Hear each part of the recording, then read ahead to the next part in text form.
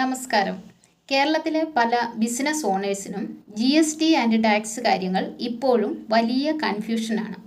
Return filing ലേറ്റായാൽ എന്താവും? Penalty വരുമോ?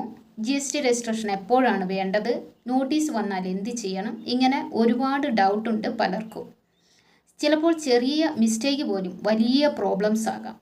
പക്ഷേ ശരിയായ ഗൈഡൻസ് ഉണ്ടെങ്കിൽ GST അത്ര കോംപ്ലിക്കേറ്റഡ് അല്ല. ഞാൻ ജമുന ഷാജു.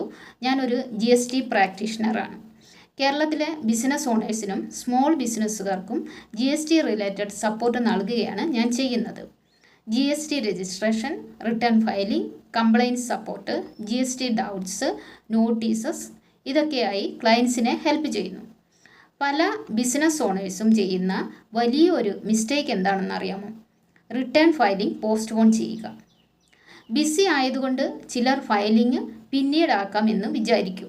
പക്ഷേ പിന്നീട് പെൻഡിങ് റിട്ടേൺസ് കൂടി വരും. പെനാൽറ്റിയും സ്ട്രെസ്സും കൂടും. മറ്റൊരു ബിസിനസ് ഇഷ്യൂ എന്താണെന്ന് ചോദിച്ചാൽ ഇൻവോയ്സ് മിസ്റ്റേക്കാണ്. Wrong GST number, wrong calculations, invoice mismatch ഇതൊക്കെ പിന്നീട് കംപ്ലയിൻസ് ഇഷ്യൂസ് ക്രിയേറ്റ് ചെയ്യാം. GST നോട്ടീസ് വന്നാൽ പാനിക് ആകേണ്ട ആവശ്യമില്ല. പക്ഷേ ഇഗ്നോർ ചെയ്യാനും പാടില്ല. പ്രോപ്പർ സപ്പോർട്ട് ഉണ്ടെങ്കിൽ പല ഇഷ്യൂസും സോൾവ് ചെയ്യാൻ കഴിയും. അതുകൊണ്ട് ബിസിനസ് ഓണേഴ്സ് ശ്രദ്ധിക്കേണ്ട പ്രധാന കാര്യങ്ങൾ: റിട്ടേൺസ് ടൈമിൽ ഫയൽ ചെയ്യുക, ഡൗട്ട് ഉണ്ടെങ്കിൽ പ്രൊഫഷണൽ സപ്പോർട്ട് എടുക്കുക എന്നിവയാണ്. എൻ്റെ ശ്രമം സിമ്പിളാണ്. ബിസിനസ് ഓണേഴ്സിന് GST സിമ്പിളാക്കുക, സ്ട്രെസ് കുറയ്ക്കുക, കംപ്ലയിൻസ് സ്മൂത്ത് ആക്കുക.